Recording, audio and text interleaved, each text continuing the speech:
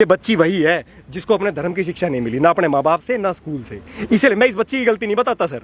देखो, बच्चे वही फॉलो करते हैं जो वो देखते हैं, पढ़ते हैं और सुनते हैं। अगर धर्म की शिक्षा दी होती ना तो ये दुर्गा बनती, ये मार देती इसको जान से। इस बच्ची ने बचपन से जो सुना, पढ़ा और देखा, इसने वो फॉलो किया कि बिना फेरे के हिंदू धर्म में लड़कियां शादी कर सकती है। क्यों?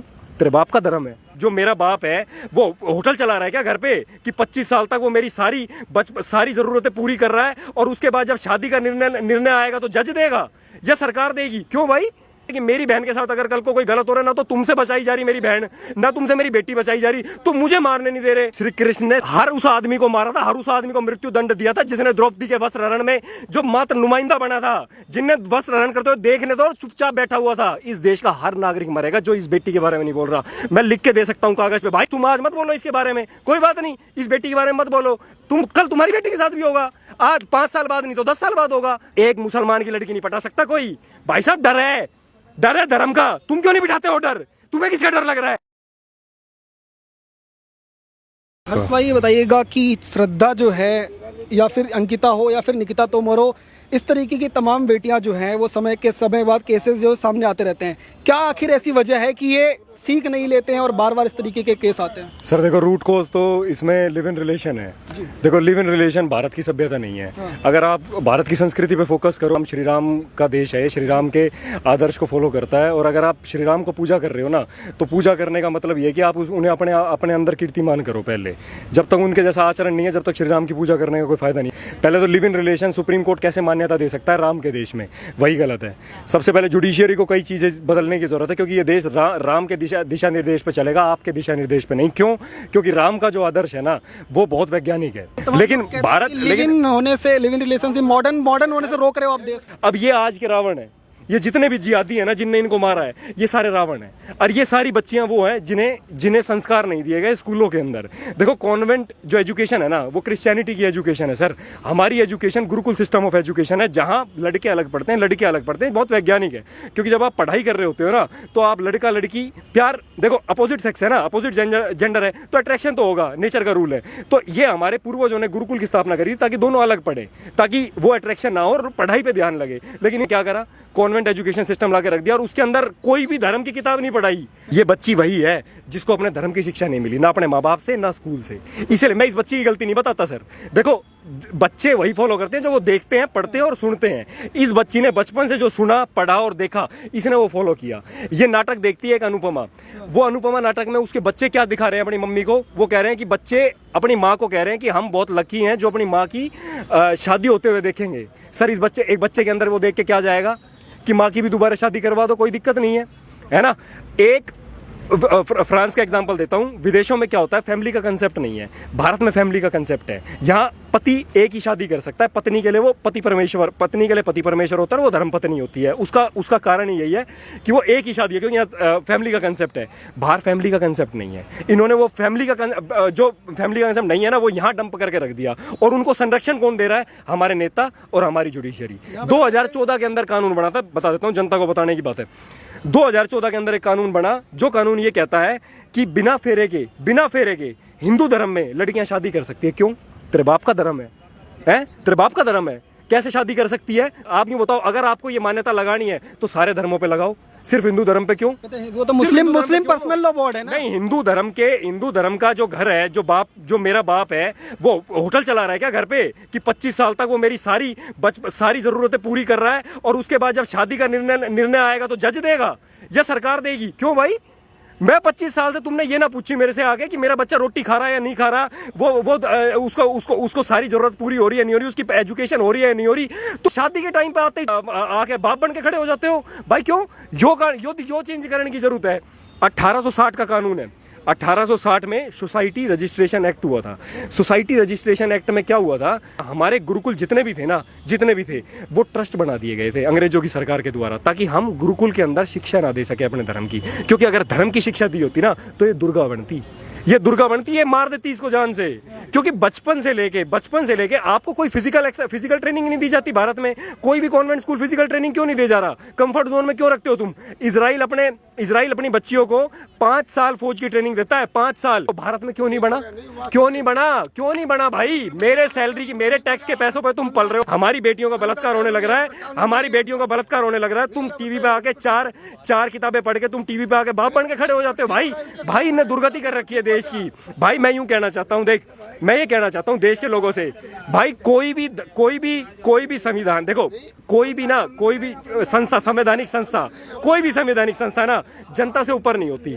भाई जनता की बेटी, एक कश्मीर में एक पंडित था, उसकी सब कुछ लूटने वाले थी, जायदाद, उसकी सारी जायदाद लूटने वाली थी। उससे एक बात पूछा था, नहीं बोला कि अगर आपका सब कुछ लूट गया ना तो आप क्या बचाओगे अंत में?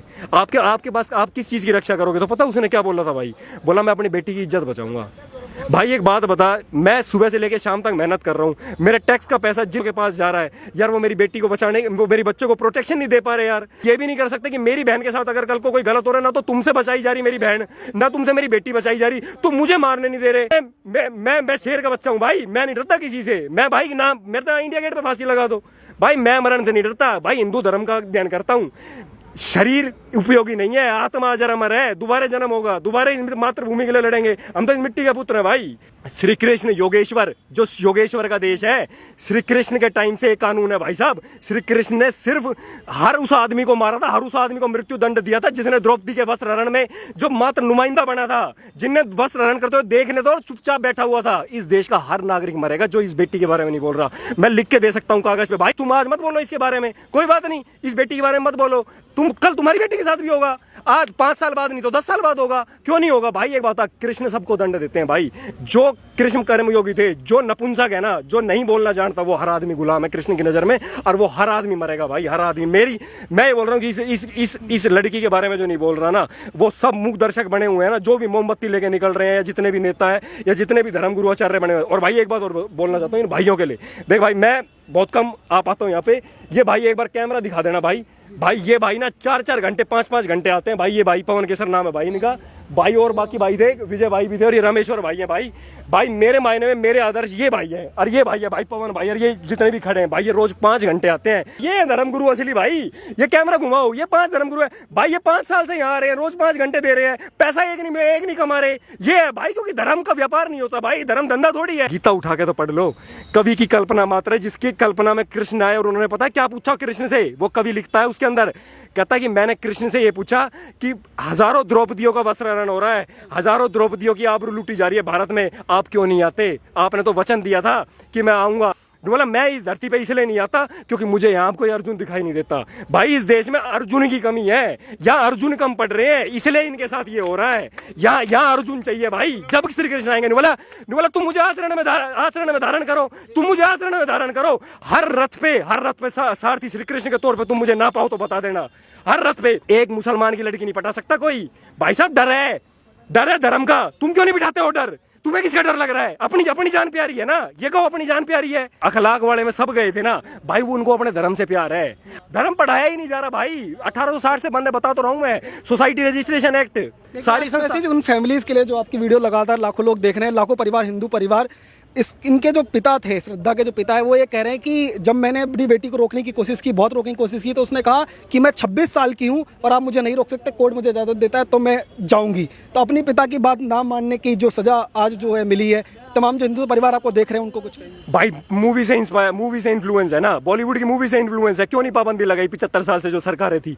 बॉलीवुड की मूवी में ये हो रहा है, हर गाने के अंदर ये हो रहा है, कोई मंडप में से लेके भाग रहा है, कोई शादी में से पहले किसी का एक्स्ट्रा मैरिटल अफेयर चल रहा है, किसी का प्री मैरिटल अफेयर चल रहा है।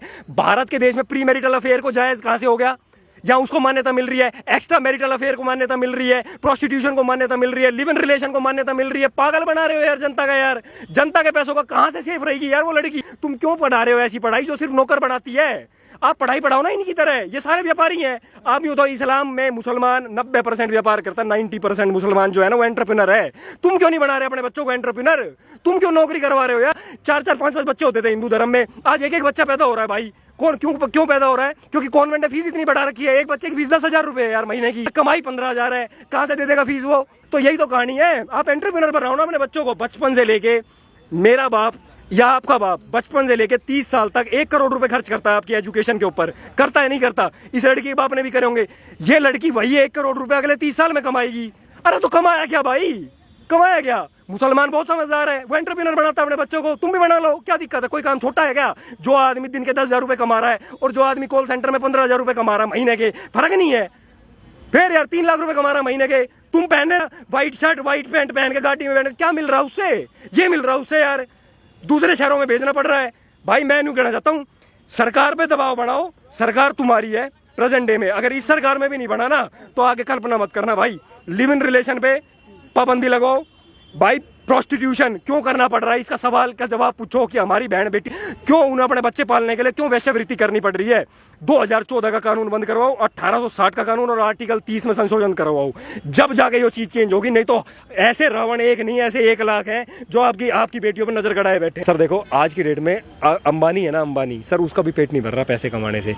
अमिताभ बच्चन आज बुजुर्ग इतना बूढ़ा हो गया, लेकिन उसको पैसे कमाने से फुर्सत नहीं है सर। पैसे से कभी किसी का पेट नहीं भरता सर। आपके बच्चे किस संस्कार में पल बढ़ रहे हैं ना, और वो अपने जीवन में क्या बने हैं, ये माँ बाप का उत्तरदायित्व बनता है सर। धन्यवाद।